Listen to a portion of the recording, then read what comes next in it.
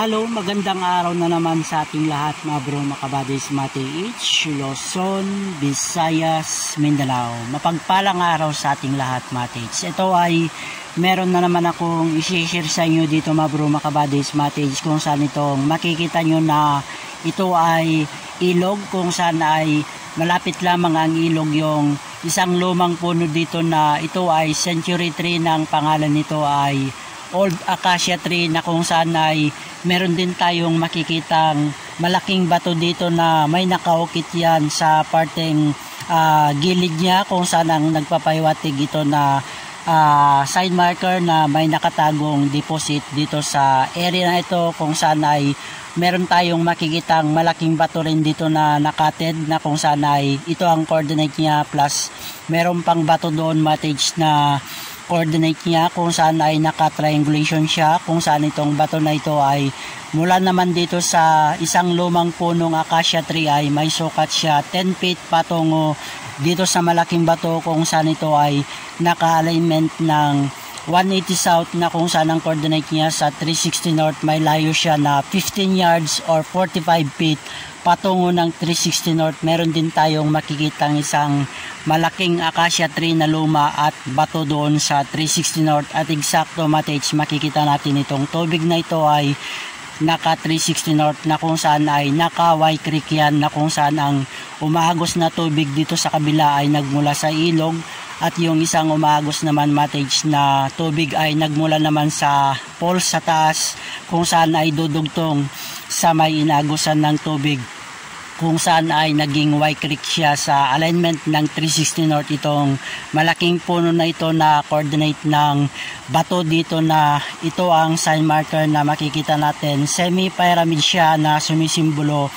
fire element dito sa 180 south, na kung saan ay titignan natin, Mati-H, na kung saan ang nakaukit dito sa parteng gilid niya. Ito yung makikita natin, Mati-H, na nakaukit. Ito ay simulation ng enter sign, na kung saan ang pinapahiwatig nitong portion na ito ay arrowhead na nakapoint doon sa coordinate niya na bato, kung saan ito ay meron din tayong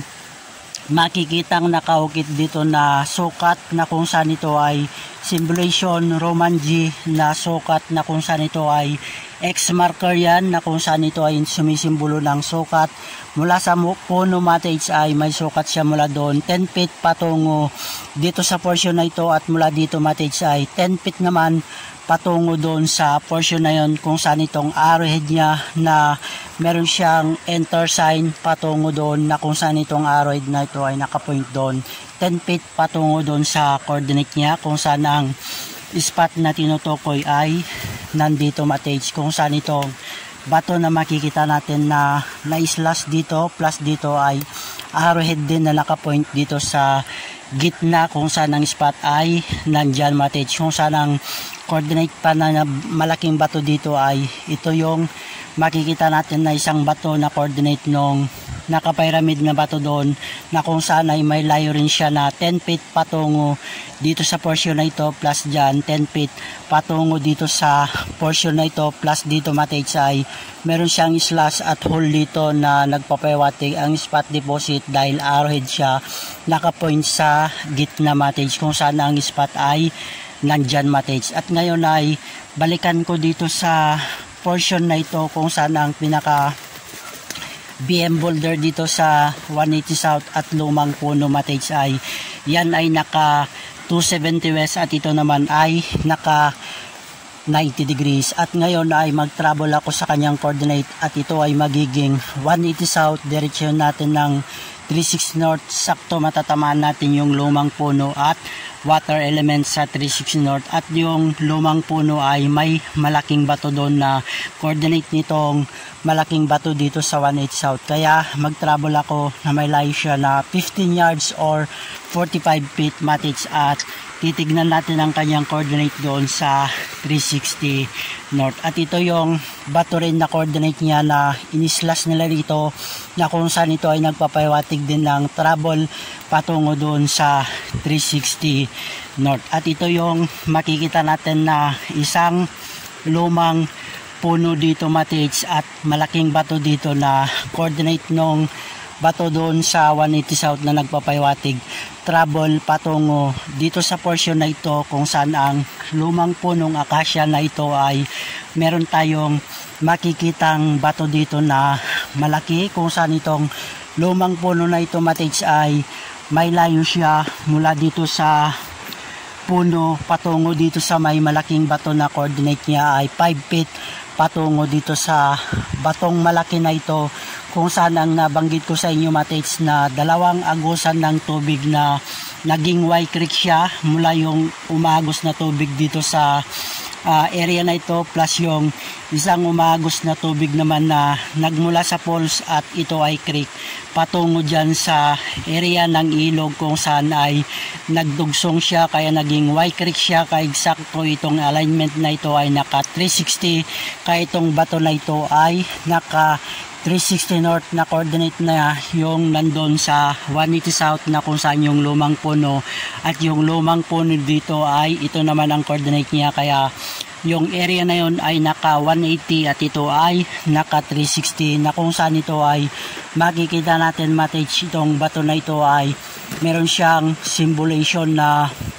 water element dito. Ito yon, water element ito, plus dito matage ay meron tayong makikitang isang perfect dot dito. Ito yon, ito ay nasa gitna mismo, plus ito ay nakawul na siya, at dito matage ay yung isang dot na ito ay meron siyang coordinate na bato dito na meron siyang perfect hole dito. Ito ang nagpapahiwatig na deposit na kung saan ay ang coordination niya itong malaking bato na nakawul na meron siyang isang dot, plus dito matage ay makikita natin ito ay perfect circle siya na nagpapahiwatig na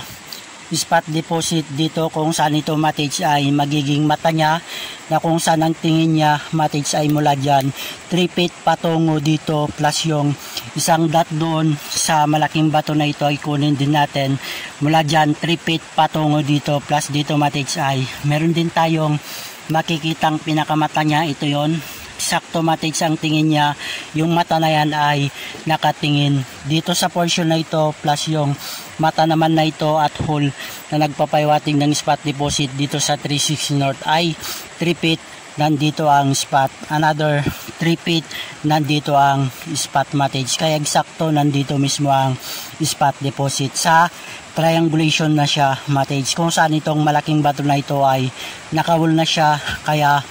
nandito ang spot deposit ng 360 north na coordinate ng spot doon sa 180 south. At dito matage ay napakaganda dito matage, dahil dito sa area na ito ay bago umakyat ang mga pon dyan sa kabundukan patungo doon sa patungo doon sa falls ay dito muna sila nagkampo patungo doon sa falls na nandun ang falls yung kung saan yung isa sa nadikod ko na doon sa aming site area doon sa area sa taas. Kaya ito yung nabanggit ko sa inyo na kinaroroonan ng ilog na dinugsungan ng nagmula sa falls na creek na umagos dito, dudugtong dito sa may water na yan ang simulation, water element dito sa area ng 360 north. At dito matage ay napakaganda na naman yung naishare ko sa inyo. Sana nawa ay lahat tayo ng mga tage ay mabigyan ng blessing tayo ng ating amang lumikhang Aba Yahweh at ang kanyang nag-iisang anak King Messiah Washai, guide and bless sa ating lahat. At mag-ingat lang tayo palagi matage, lalong lalo na sa mga may digging na at mga site, at kung saan ay tayo mga tates ay laging mag-ingat para tayo ay mabigyan din ng blessing ng ating amang lumikha. More power to all. Aba Layam, guide and bless sa ating lahat mga tates. Yada.